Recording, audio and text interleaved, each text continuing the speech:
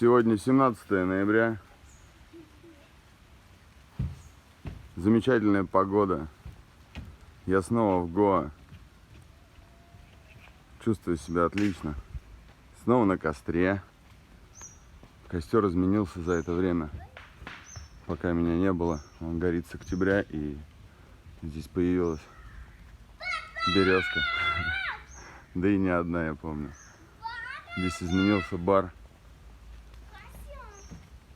Здесь стало душевней.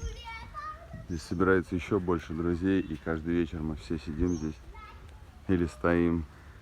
Суть не в этом. Суть в том, что мы приходим сюда для того, чтобы быть вместе. И вот даже они вместе.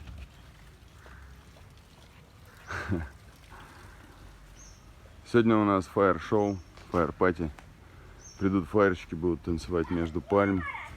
Ну, не танцевать, а выступать с огнем. Мы подберем им музыку.